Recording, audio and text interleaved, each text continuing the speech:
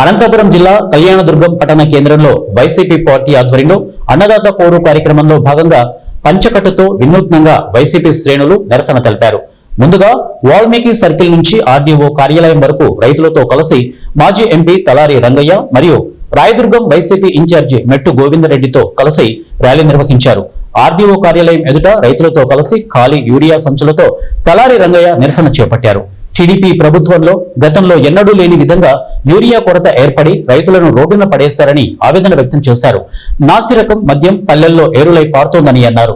ఇక RDT ఎఫ్ఆర్సీఏ renewal చేయలేని ప్రభుత్వం సూపర్ 6 సూపర్ హిట్ సభ అనంతపురంలో ఎలా నిర్వహిస్తున్నారని మాజీ ఎంపీ వాపోయారు.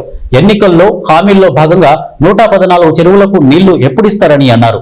రాష్ట్రంలో యూరియా కోసం రైతులు తిప్పలు పడుతుంటే ప్రభుత్వం నిమ్మకు నీరెత్తినట్లు వ్యవహరిస్తోందని మాజీ ఎంపీ వాపోయారు.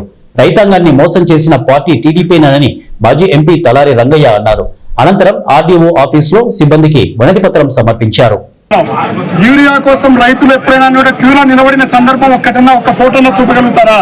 ఎక్కడన్నా ఉందా అట్లాంటి పరిస్థితి? ఈ రోజు పరిస్థితి చూడండి. అంతేకాకుండా ఇంకో సందర్భాన్ని దృష్టికి తెచ్చుకుంటున్నాను. రేపే మొత్తం కేబినెట్ అంతా ఇన్నే ఉంది, రాష్ట్ర ప్రభుత్వం అంతా ఇక్కడే ఉంది. సూపర్ 6 సూపర్ హిట్ అని చెప్తూ ఉన్నారు. ఎక్కడ సూపర్ హిట్ ఉంది? ఇది సూపర్ సక్సెస్ అని అడుగుతున్నాను. ఎక్కడైనా కానీ కూడా మద్యం వరదలాగా పారుతుంది. బెల్ట్ షాప్ లేని గ్రామం ఏదైనా ఆంధ్రప్రదేశ్ లో ఉందా అని నేను అడుగుతున్నా. ఎవరైనా ఒక్క ఎమ్మెల్యే రేపు చెప్పగలుగుతారా నా దగ్గర బెల్ట్ షాప్ లేదు అని?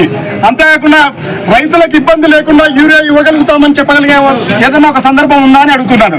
నిన్న మీటింగ్ పెట్టుకొని ఈరోజు పెద్ద పేజీల్లో వేస్తారు.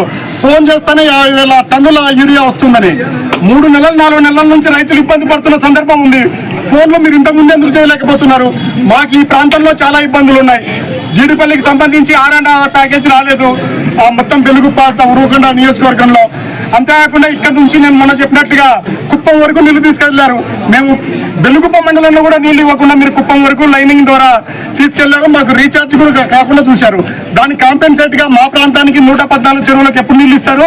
లేదా రాయదుర్గం నియోజకవర్గంలో ఉన్న ఉంతకల్లులో ఎప్పుడు రిజర్వాయర్ మీరు ఎన్నికల మేనిఫెస్టో ద్వారా చెప్పారు?